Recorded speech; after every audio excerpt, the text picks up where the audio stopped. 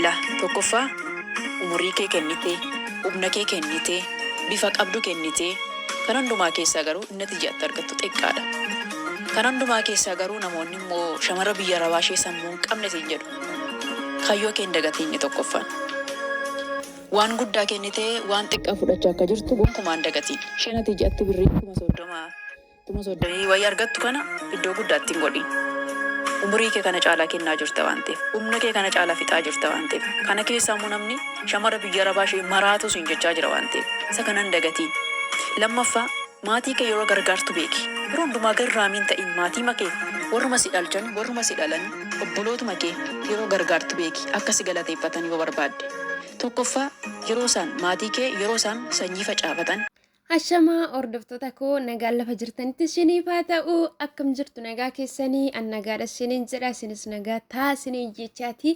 Viidiyoon kun shamarran biyya Arabaa keessa jiraattu hunduma isaaniiti jechuudha kan inni fayyadu. Maaliif shamarran jechuun daangaa qaba jechuudha.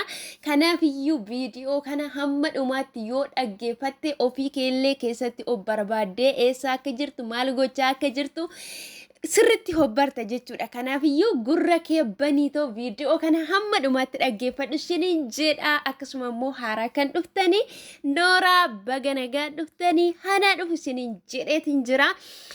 Subscribe gochuudhaan gara maatii keenyatti dabalama. Mallattoo fuulduraa kan yaadachiiftu jirtu itti bu'aa isiniin jedha. Yeroo hundumayyuu odeeffannoon asirraan isiniif darbu akka isin qaqqabuu fi akkasuma immoo laayik gochuu hin dagatina obboloota koo. Viidiyoo gaafa laayik gootanii faayidaa isaa namoota hedduu bira akka ga'u gargaara waan ta'eef laayik godhaadha, yaada qabdanillee barreessadha, sheer godhaadha isiniin jedha obboloota koo. Kanaaf iyyuu viidiyoo kana hamma dhumaatti dhaggeeffadha, guddaa isin gargaara isiniin jedha obboloota koo.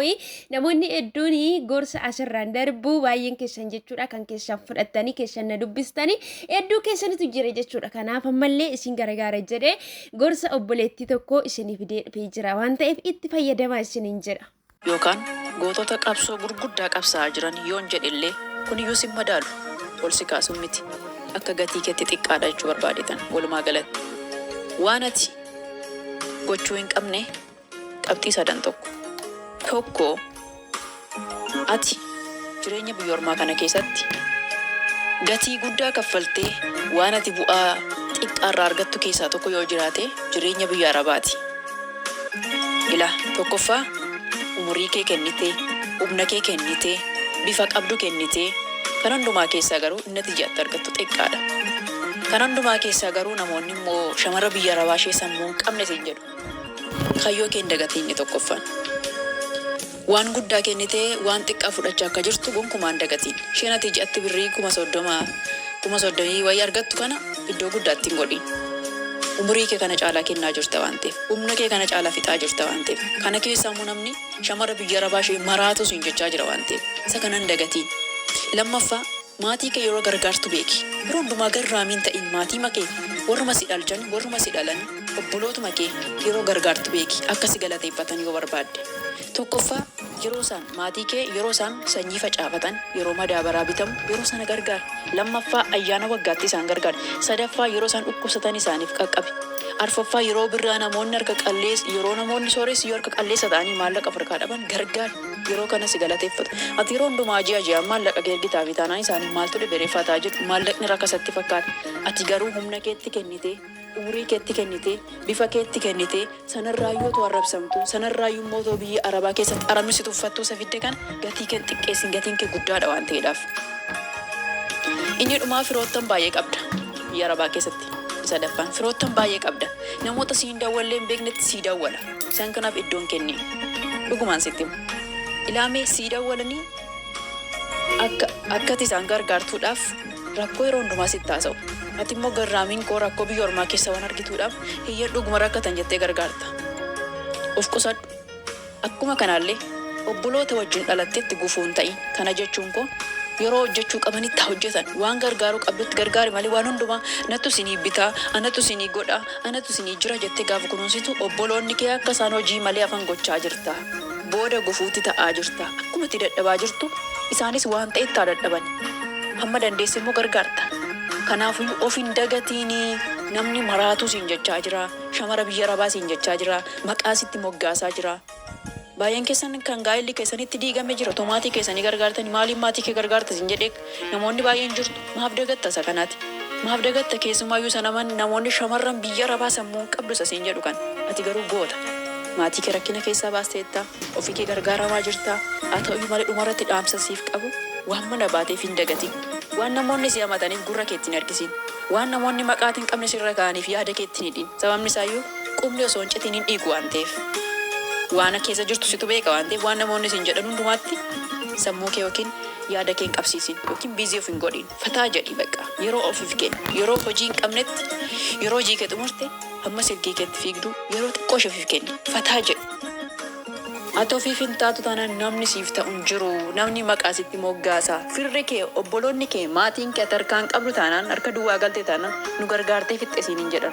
Sababni isaa waan birriin lafaa rakasa dhufu waan itti fakkaatuuf. Isaanittis faraduun hin danda'amu. Biyya Arabaa gaafa jedhamu yookiin biyya alaa gaafa jedhamu waan maallaqni lafaa walitti harameetti dhufu waan fakkaatuuf isaanittis faraduu waan hin dandeenyeef of eeggannoodhaan deddeebi'i. Jabaadhu cimii ninjifattaa kaayyoo kee hin dagatiin. Thank you. Egaa obboloota koo akkuma mucayyoon kun gorsi ishii hedduu natti tollaananii isii fayyada jedheetan isinii fidee dhufee keessumaa jechuudha. Warri haarawaa biyyarra baatanii adaraa keessan isinitti fakkaatee qarshii keessanii walii gadi hin bittisinaa qarshii keessan walitti qabadhaadha. Maaliif biyya namaa deemuu malee akka itti galuu hin beeknu jechuudha. Guyyaa itti galuu uumaa keenya qofatu beekaa siniin jira. Namootuma har'a gaarii taanee wajjin jiraachaa jirru amala wal tolfannee akka maatii na jaalatti madaamiin koo akka ilmoo ishiitti baqa akkuma haadha kootitti jennee otuma nuti teenyu.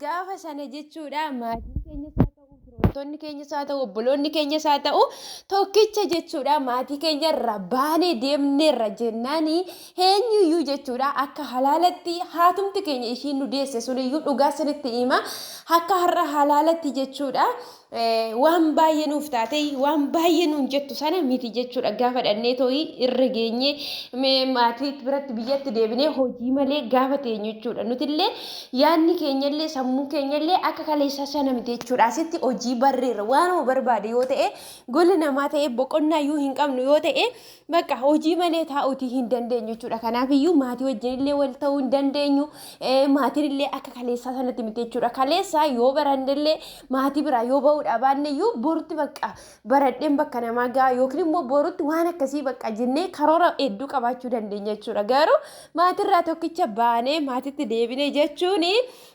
namoota hedduudha jechuudha kan lubbuu isaanii irratti illee bakka hadabbii garaagaraa kan isaan fudhatan jechuudha. Kanaaf iyyuu obboloota koo har'a jechuudha yoo ofii keenya hin beekne yoo ofii keenya ofii yaadanne iyyuu obboloota nu fuuldura jiran obboloota kaleessa rakkina keessa darbani rakkina isaan kaleessa keessa darban sana keessatti dhanneetoo akka hin kufnee fi obboloota keenya irraa barachuutii qabna jechuudha. Hamma isinii galuutii dhiisuu danda'a garuu gaafa isinirra ga'e otoon gorsa sana otoon isan dhageessan hojiirra oolchee raadhee jettanii gaabbuun keessan hin oolu waan ta'eef iyyuu har'a of qabaa isiniin jedha maallaqa keessan akka argitanitti hin ergina maaliif biyya keessa ta'anii obboloonni keessan kan gaa'ila dhaabatan kan jireenya qabani jireenya mataa isaanii geggeeffachaati isaan jechuudha bakka hin jiraatu jechuudha akkuma biyyi jiraatutti. Kanaaf iyyuu otoo nuti jiraachuu baannees immoo inuma jiraatu waan ta'eef gargaarsa namoota gargaaruu daangaatti gochuun baay'ee barbaachisaadha isiniin jedha obboloota koo. Kanaaf iyyuu adaraa keessanii of qusadhaa namni nuuf yaadu namni nu hubatu hin jiru akka keessa keenyaa sanitti isiniin jedha. Kanaaf hordoftoota koo viidiyoon kun yoo isin gammachiiseera ta'e hiriyoota keessaniif sheer godhaan na jajjabeessa isiniin jedha. Amma qophii biraatti walitti deebinutti nagaan naa tura.